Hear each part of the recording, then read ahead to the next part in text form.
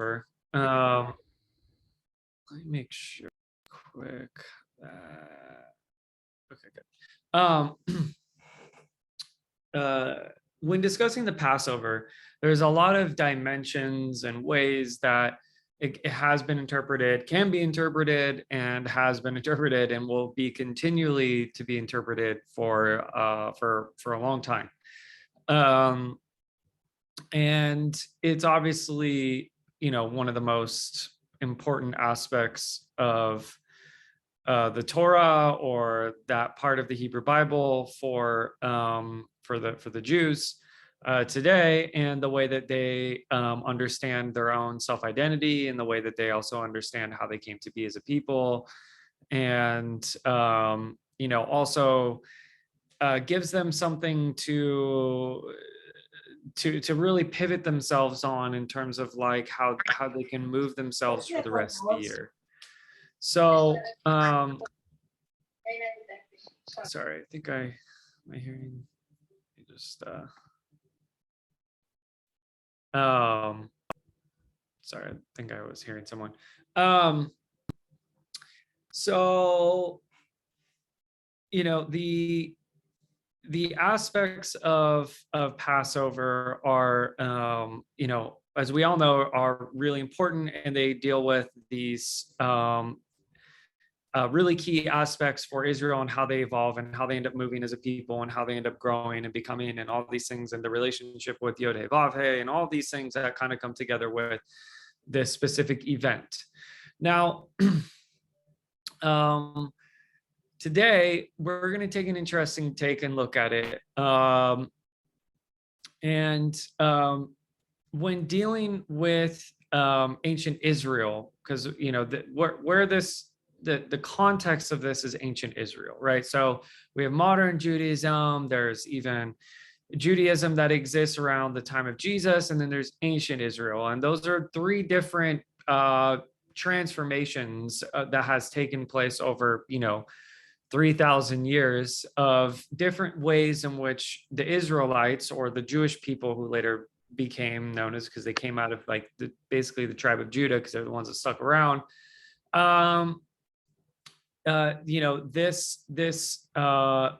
This take today, we're going to kind of go back to the ancient context here a little bit. Now, when discussing Israel, ancient Israel, we have to remember this, and we have to be very real and honest. And sometimes we aren't very honest about our own religious traditions in a lot of ways. So we have to be very honest about things. Coming from a Christian point of view or a Jewish point of view, I come from a lineage of being Jewish, but also then having, a faith in Christ. So I'm a Christian, but I have this like mixture. But in terms of the aspect of dealing with this, we've got to be honest. So one of the things, so just in the same way that Christianity grew out of Judaism, Israelite religious context grew out of Egyptian and Ugaritic faiths. So they borrow a lot, they take a lot, there's a lot of understanding. Now they have their own innovations, just as Christianity has its own innovations. And these innovations are what? That make them unique amongst the groups of people. That's what makes Christianity unique compared to Judaism, is its own innovations that come out of it, or however you want to look at it, so on and so forth.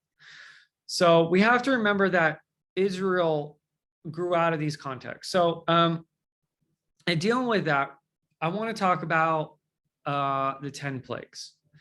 So obviously in the Passover context, we have the story of the 10 plagues, which you guys all know. If you don't know it, then please go read it. We're not going to go over all the details, and we're not going to spend 20 minutes reading a story you've heard a million times. So, but in this story of the 10 plagues, something really interesting is happening here. So in a Jewish mystical point of view, so there's 10 plagues, right? There's 10 commandments, there's 10 fingers. And in the Jewish mystical context, and a later context, we have what are called the 10 sefirot. These are the 10 emanations of the divine that move themselves into the world on through the tree of life. Now, these 10 Sefirot, in a lot of ways, in my own interpretive, fun exploration here, mirror the 10 Sefirot. So the 10 plagues and the 10 Sefirot. Now, why, and what is happening here, and what is going on? Well, we see something actually quite interesting. We see in Exodus 12, 11 through 12. It says, now you shall eat in this, let's go straight to verse 12. For I will go through the land of Egypt on that night. It's talking about the Passover, and this is when the Paschal lamb and the blood on the doorposts, and will strike down all the firstborn in the land of Egypt, both man and beast, and against all the other gods of Egypt I will execute judgments. I am Yod-Heh-Vav-Heh. So the Passover Paschal thing, on one hand, is dealing with what's going to take place with the Egyptians, but it's actually this judgment against the gods, and in the Egyptian gods in this context. Now, what's interesting about this is that this story is representing something that's taking place, not necessarily on the earthly plane, but in an archetypal, liminal, spiritual plane. Now, Christians, we've kind of grown up reading these things as very literal stories. And it's very, very hard for people to not think of these stories as a literal historical process. Now, I'm not saying it didn't happen, but we have to deal with it beyond the literal. Because if we get caught in the literal, we don't actually know what's taking place. And we see that through all of the different rabbis and what they talk about. And in the first century Israel, they weren't reading these stories literally. In the time of Jesus, they weren't even reading it literally. And you see them working with symbols. Even Paul's working on it symbolically. Now, anyways, now dealing with it symbolically, we're dealing with something that's taking place in the spirit realm. We're dealing with something that's being taken place not on the earthly plane, but in what in the Jewish context is called the realm of Yetzera. It's the world of formation. It's the place where things are being constructed in this spiritual plane. I would say the word that we have in pop culture today would be the astral realm. In that specific context where these different forces that are that work on consciousness are being judged and being affected. And we see that right here. The gods are being judged. It's not the gods aren't real. The gods are real and they're being judged. That's you have to remember, we're dealing with ancient Israelite consciousness right now. So when dealing with that, these, let's call them energetic forces for world formation, these specific forces were being judged. Now, and in this context, in ancient Egypt, there was a decad. There were 10 powers, and these 10 powers manifested. They were the forces that caused creation to basically manifest according to what Egyptian religion. So, guys, we're going to be traveling back in time here. Put on, we're on the magic school bus. We're going back 3,000 years. So just bear with me. So in the ancient Israelite context, there are these 10 gods or these 10 powers. And now these powers and the way that they're constructed is, even in the Egyptian context, they were symbols.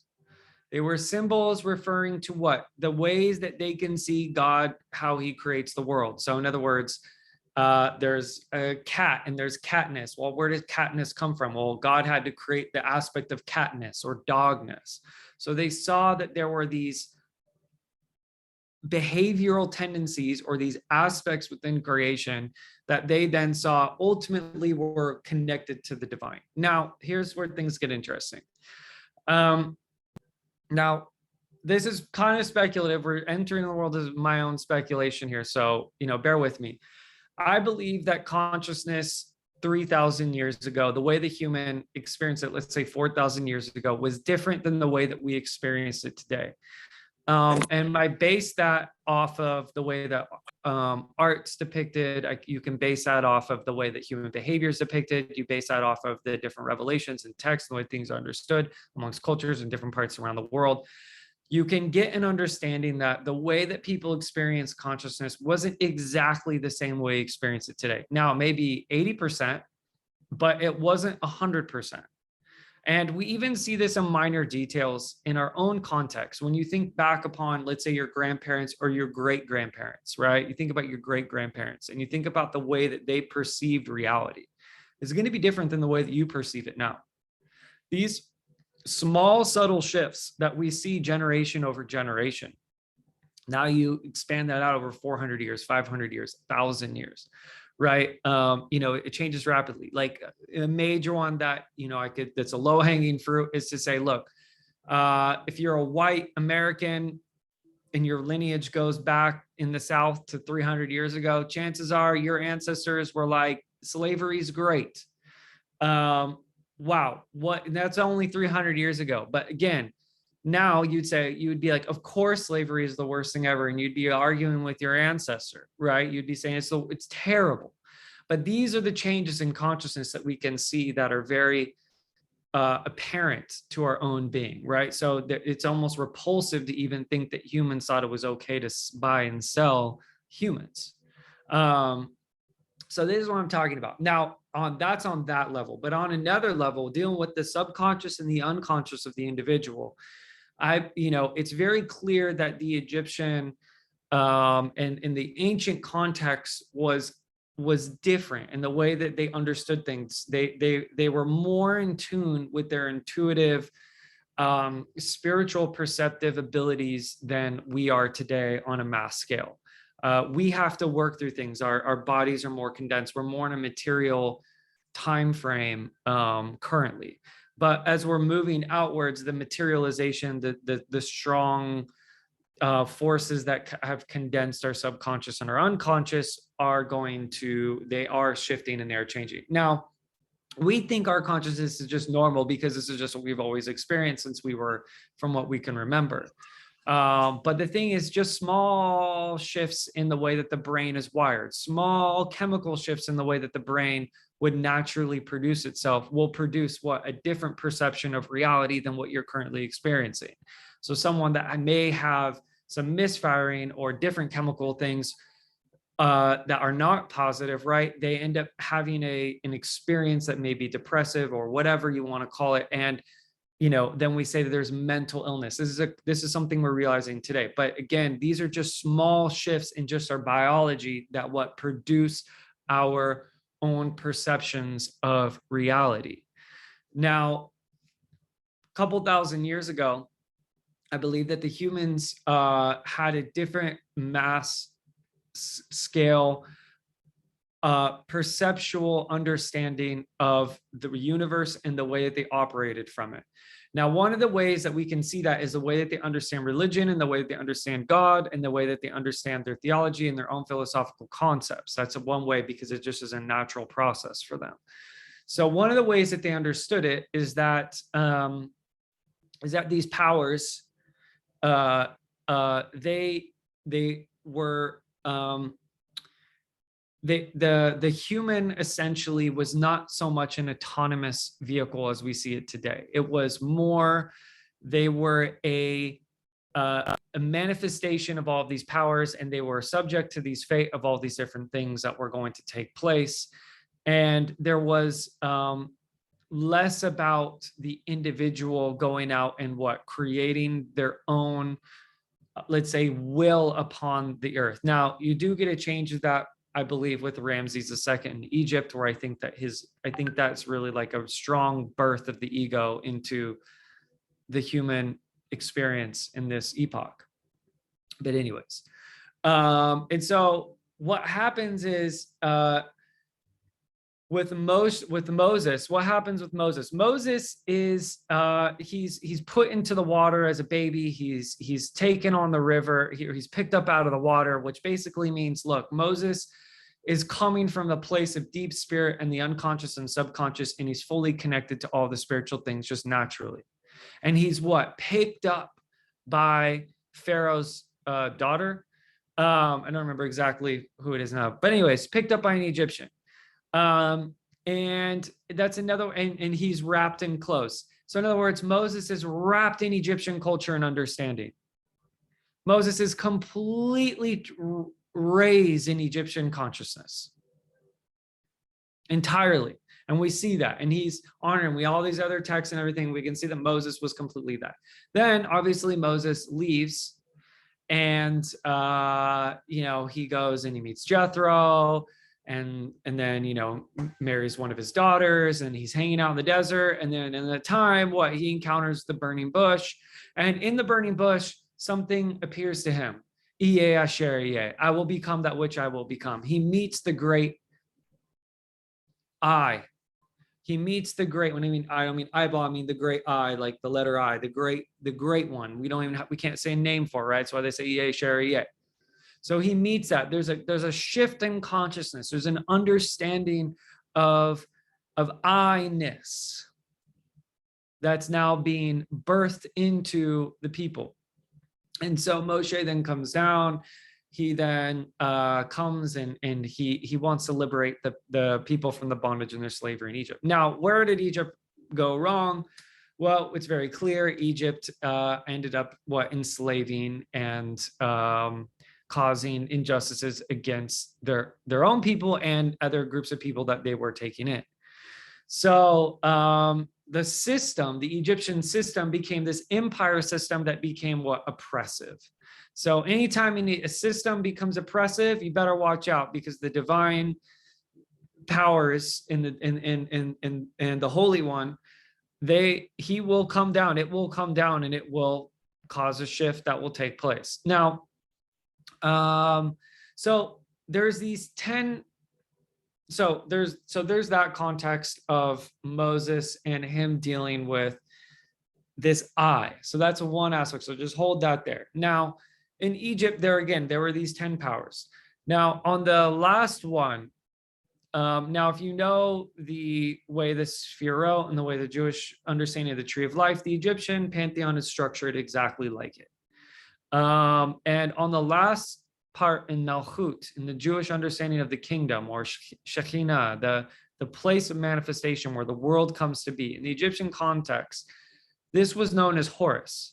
And he was the firstborn of Isis and Osiris, who are the lowest aspects of the Egyptian cosmology. Bear with me for a second. Again, we're in this magic school thus for 3,000 years ago. Now, Horus is the firstborn, and the king, or the pharaoh, is considered to be a manifestation of Horus. He's supposed to be the firstborn of the gods. He's supposed to take on this representation. So what is the 10th and final plague? It is the judgment on the firstborn. It is a judgment upon the Horus principle of the kingdom of Egypt. It is a principle of the spirit realm that is taking place over this entire region of this area. So this thing gets judged. This thing gets symbolically taken down. It gets moved from the place of elevation to a place of destruction. Now,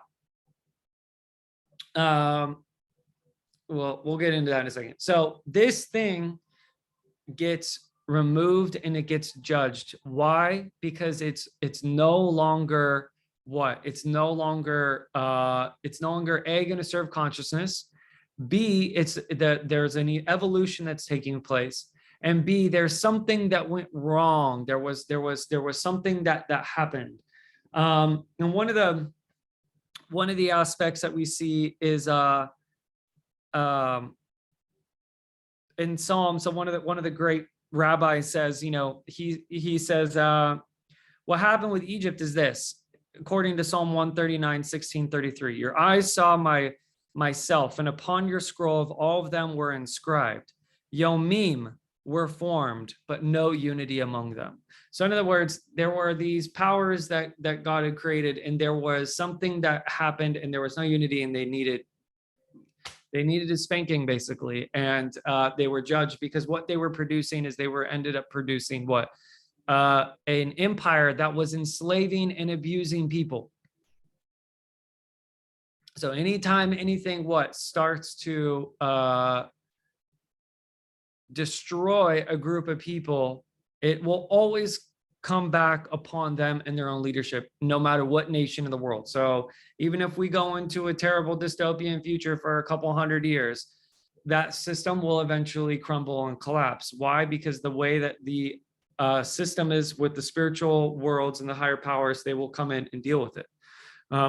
So the Holy One is dealing with this. Now, in the creation narrative with the rabbis, the way that they understand this is that, or one of the way that they discuss this is that these aspects or powers in creation that the Egyptians understood to be these specific gods or powers are also understood as what the different aspects on the tree of life. So Keter, Chokmah, Bina, Tiferet, Chesed, Gevurah, Chod, Netzach, so on and so forth.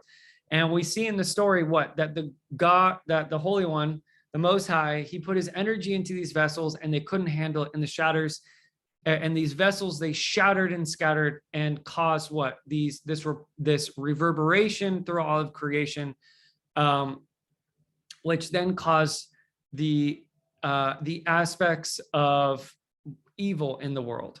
So what is a literal way we can say that? We can say what? The powers that God created, that are the powers to create the material world, some of them got out of hand and are the reason that we have evil. So in the context of Christian mysticism and spirituality, there's always this running thread of that there's two strong powers that emanate from the divine. They're the powers that create all of the worlds, and then there's the powers that also then liberate souls and move up into the highest spheres, into the Holy One. So there's two main streams that come down. You could say yin and yang, masculine, feminine, however you want to put it. But there's these two main streams, and one of them deal with what? The powers of creating, of constructing, of solidifying matter. How does matter get solidified? How does it condense? How does it form? Where do the ideas come from? So when you're dealing with certain things and you get into a spiritual aspect of creation, you are now dealing with the forces that create, and then you have the forces that liberate, and different religious ideas in Christianity and whatnot. There was different emphasis on different groups and which ones they're more interested in certain times. But anyways, so these forces that were creating, let's call them the Elohim, they got in trouble, and there needed to be a big shift. Why did there need to be a big shift? Because what they were causing was suffering amongst the people. They were enslaved. Now, on the other hand, there was now going to be a new understanding in the world that Moshe is bringing in, one that's more about the individual, that's about that's going to move towards intellectualism, rationalism, understanding of the concepts of our mind. This is why Judaism and Jews today a lot of them are thought leaders in science and in math and these other things. They came out of this, they were birthed out of this intellectual renaissance in a lot of ways. And even Kabbalah today and the Jewish mystics and stuff, they'll admit, when I was in Israel a few years ago, I was talking with some of the high leader guys up in Svat, and they said, yeah, we are great up here, but we have to learn more in here. They have to learn more about the area of the heart. And they know that this is their next phase. But this is an important aspect, because what it did is it allowed us. So when you're completely caught up in this, I'm ultimately just connected to everything, you don't really have a real sense of I. It's like you're living a dream. There was no real sense of beinghood. Or there was to a certain degree, but it's not as strong as it is today in our Western context of just, souls doing what they do and people doing what they do and going out and moving out and doing all these things. And you think of yourself as this autonomous unit, this individual. Now, we've gone so far the other end that people don't feel connected to anything anymore. That's where we are in our current understanding, our age. We've gone to the point where people don't even feel their connection to the earth. They don't feel the connection to their body. They don't feel the connection to their angels. They don't feel the connection to the Holy Spirit. They don't feel connection to the Holy One. They don't feel connection to the powers that create the world. They don't feel connection to anything. They feel a completely isolated individual. That is the complete opposite of what we were dealing with 3,000-4,000 years ago. So where we need to go in our growth and our understanding is what? Reconnection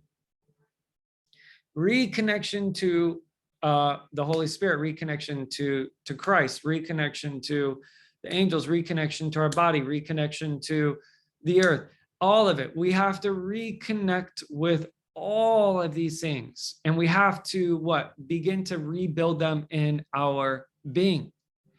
So although Malchut, let's say, was judged, let's say the power of it, in our day, in our time, it too still is in this place of judgment as we deal Passover every year, because every year this thing is symbolically taking place in the heavens, in the spirit world. Every year, this is why it's being spoke of and it's read over and over again. So what are we doing when it's being reenacted and reread? It's taking place. So what is happening? Why does this need to happen? Because the world still needs to be shifted. The spirit world still needs to be shifted. The powers need to be shifted. It all needs to be shifted. What? So that we can take on a greater harmonization of life and liberation, so that we can move out of into a place of oppression, into a place of freedom, into our own promised land. A promised land of what? A promised land of divine connection to our own being, into what? The eternal light that flows into our consciousness and into our own heart, and what liberates us into becoming who we're supposed to be in the image of Christ. So during this Passover period, this is taking place in the heavens. This is taking place in that spirit place. And it needs to happen, and it constantly needs to happen, and it constantly needs to shift, so that what? So that we can engender what we need to engender in the world. So it's a great gift. It's a grace. It's a gift that these things aren't static, but that they are living and active, and that these things are shifting. So when we deal with these things at a symbolic level, again, dealing with these things at a symbolic level, we are seeing that in this time, we need to position our hearts into what? God, what needs to be shifted inside my being? What things am I even believing about you that need to be judged, that need to be removed from my consciousness? What false ideas of your own divine being do I understand that need to be removed? And how must they be shifted out of my own self? What, for instance, the plague of the frogs. The frogs are an interesting creature because they live both on land and in water. So that's a symbol for a creature that moves between the spirit and the physical world. It's a creature, it's a symbolic understanding for a creature that can move between what? Two arenas, two specific dimensions. So when these frogs are released symbolically, it's saying, what higher aspects of my own being that I need to be pushed into a new realm for me to move in and out of, so that I can see the divine clearer than I did previously, that I can understand him now in this world and in this world. And we can go down through all of them, but these 10 aspects are the 10 aspects that build our basic baseline aspect of consciousness in the way that we view and experience and relate to with the world. Now, Yod He Vav He, who releases the judgment upon all of this, is the aspect of the divine in its elemental building constructive aspect that is even behind all those forces. It's behind all of it. It is the aspect that is seen in the fire. It's an elemental representation of the divine. The Yod He Vav He, fire, earth, air, water. It is the basic baseline constructing force that the divine moves through in creation. And that's why it has the keys to all aspects of the creation, and we'll deal with it because it is behind all of those things. So in other words, it's a primordial, it's a pre-existent aspect of what the divine emanation to these other forces in creation. So when we're dealing with that in our own being and what that means for us, what does that mean? We need to get into the aspect that is behind our mind, behind our own constructions.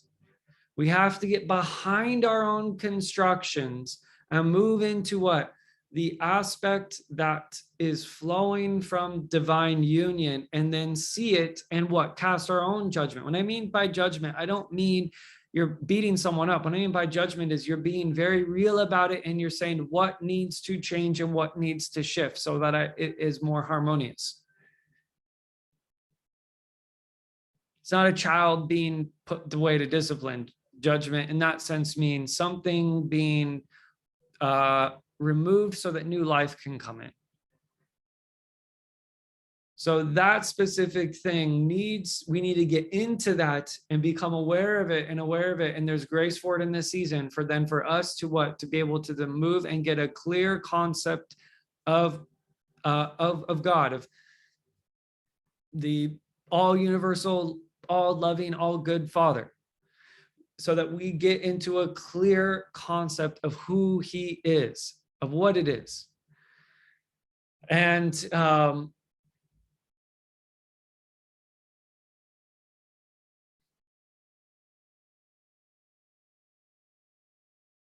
we do that through relationship, and we do it by confronting the Pharaoh. And who's the Pharaoh? The Pharaoh is your own ego. It is your own idea of what you think it should be.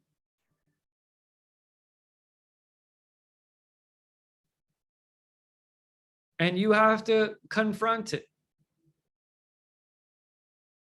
And you may not feel comfortable, but you have Aaron by your side. And who's Aaron?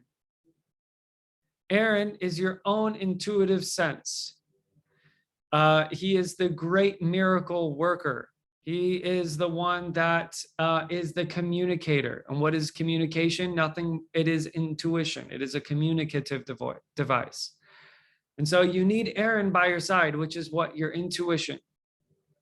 To say, this is what needs to shift. This is how I'm going to overcome it. This is how we are going to move it. This is how we're going to do this, X, Y, and Z. So in this Pesach season, deal with your Pharaoh and ask yourself, what aspects of the divine do I need to let go in order to get into a clear concept of who and what it is? Why? So that the Malchut, so that the firstborn aspect, the last and 10th and final plague, something new can manifest into creation. Because the firstborn is something that is, it's also a symbol for something that we've created, our first thought. It's our concept of God, really, at the end of the day. It is our child that we birth out in our own minds. And that thing needs to what? That thing needs to be shifted.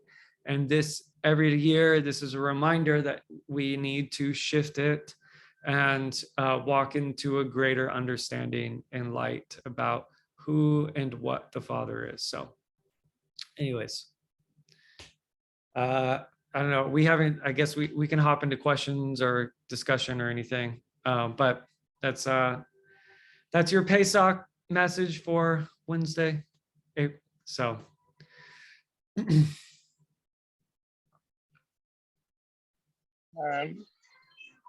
Thank you very much,